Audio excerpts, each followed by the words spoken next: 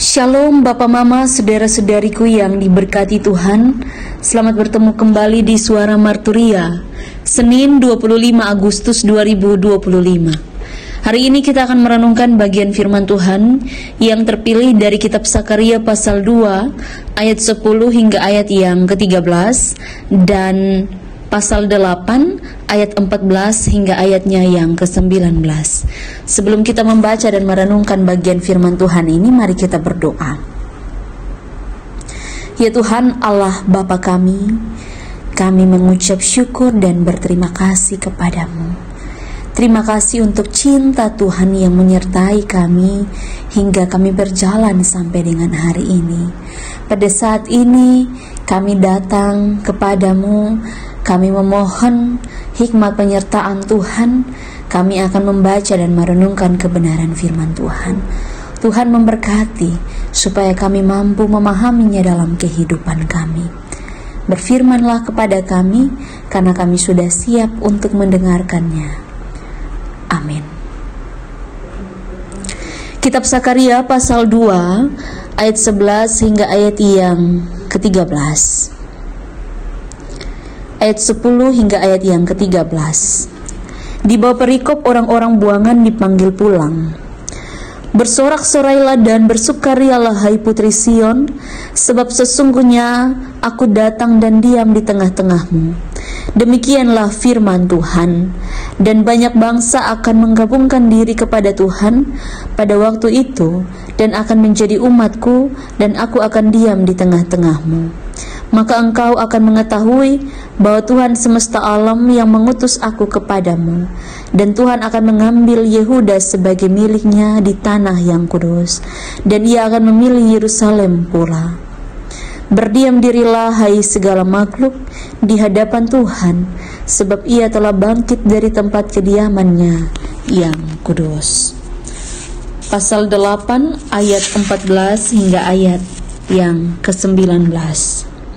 Sebab beginilah firman Tuhan semesta alam, kalau dahulu aku telah bermaksud mendatangkan malapetaka kepada kamu, ketika nenek moyangmu membuat aku murka, dan aku tidak menyesal. Firman Tuhan semesta alam, maka pada waktu ini aku kembali bermaksud berbuat baik kepada Yerusalem dan kepada kaum Yehuda. Janganlah takut. Inilah hal-hal yang harus kamu lakukan.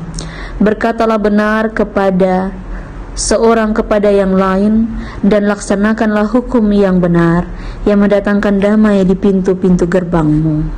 Janganlah merancang kejahatan dalam hatimu seorang terhadap yang lain, dan janganlah mencintai sumpah palsu, sebab semuanya itu kubenci. Demikianlah firman Tuhan. Datanglah firman Tuhan semesta alam kepadaku bunyinya. Beginilah firman Tuhan semesta alam. Waktu puasa dalam bulan yang keempat, dalam bulan yang kelima, dalam bulan yang ketujuh, dan dalam bulan yang ke-10 akan menjadi kegirangan dan sukacita, dan menjadi waktu-waktu perayaan yang menggembirakan bagi kaum Yehuda. Maka cintailah kebenaran dan damai. Demikian jauh pembacaan firman Tuhan. Yang dikatakan berbahagia adalah setiap kita yang tidak hanya membaca firman Tuhan, tapi juga yang mau melakukan firman Tuhan dalam kehidupannya setiap hari. Bapak, Mama, Saudara yang terkasih dalam Tuhan kita Yesus Kristus, Shalom. Tema yang menuntun kita dalam perenungan pada saat ini adalah negeri yang diberkati Allah.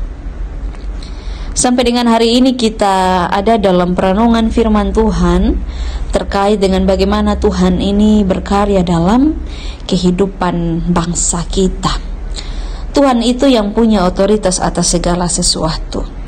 Ketika kita membaca bagian kitab Sakaria ini, kita akan melihat bagaimana kedatangan Tuhan akan membawa sukacita dan keselamatan. Kedatangan Tuhan itu membuat umat menjadi umat yang penuh dengan pengharapan.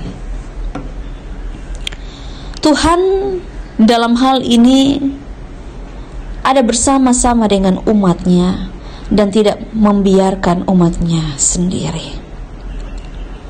Bahkan banyak bangsa akan menjadi bagian dari umatnya.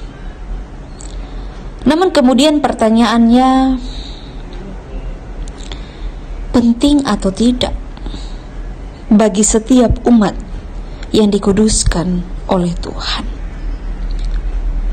Bagian ini menekankan bagaimana umat didorong untuk melihat Tuhan sebagai kebutuhan kita. Kebutuhan untuk berdiam diri di hadapan Tuhan.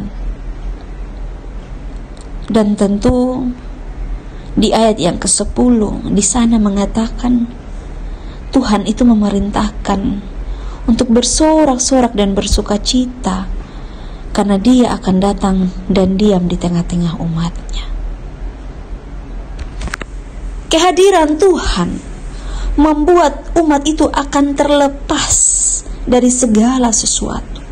Yang ada adalah sukacita.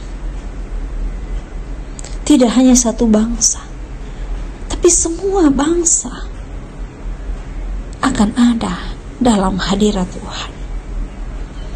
Tuhan sudah ada di tengah-tengah umatnya. Tetapi seringkali umat tidak menyadari itu. Tetapi pada akhirnya di ayat yang ke-13 mengatakan, semua bangsa akan berdiam diri di hadapan Tuhan karena Dia telah bangkit dari tempat kediamannya yang kudus. Tuhan itu baik. Seringkali kita menjabarkan bagaimana pandangan kita kepada Tuhan. Ada orang yang bilang Tuhan itu tidak baik. Tetapi ada satu bagian catatan refleksi bahwa terkadang ketika kita berpikir Tuhan tidak bertindak, sebenarnya di sana Tuhan sedang melakukan bagian yang paling besar dalam hidup kita. Itu perbuatan baik Tuhan. Tuhan akan berbuat baik kepada Yerusalem. Dan Tuhan tidak akan mengingkari janjinya. Tuhan akan mengubah kehidupan umatnya menjadi kehidupan yang penuh sukacita dan kegembiraan. Semuanya bicara soal rencana Tuhan yang baik kepada Yerusalem. Lalu apa yang menjadi bagian kita? Rancangan dalam kehidupan kita sebagai satu bangsa yang Tuhan berkati.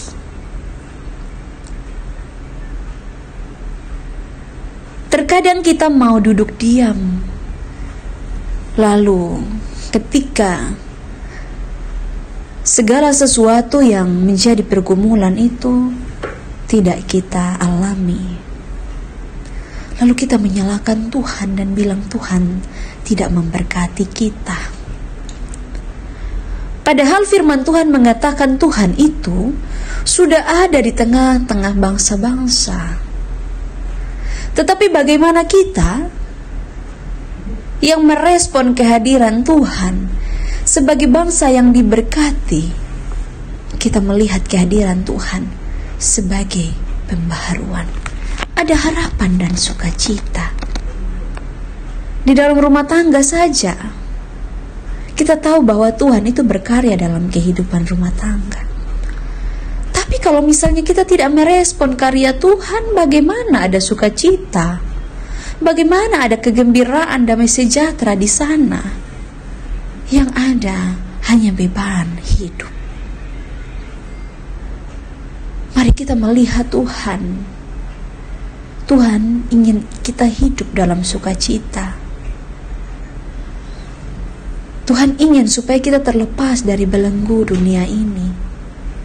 Sehingga marilah kita berbalik pada kehendak Tuhan. Roh Kudus menolong kita. Amin. Mari kita berdoa. Ya Tuhan Allah Bapa kami bersyukur dan berterima kasih. Terima kasih untuk firman Tuhan yang sudah kami dengarkan. Tuhan memberkati. Kami akan melanjutkan seluruh kegiatan dan pelayanan kami, pekerjaan kami. Kami berdoa dan mengucap syukur, memohon penyertaan Tuhan. Di dalam nama Tuhan kami Yesus Kristus kami berdoa. Amin. Terima kasih telah mendengarkan suara marturia. Tuhan Yesus memberkati kita semua.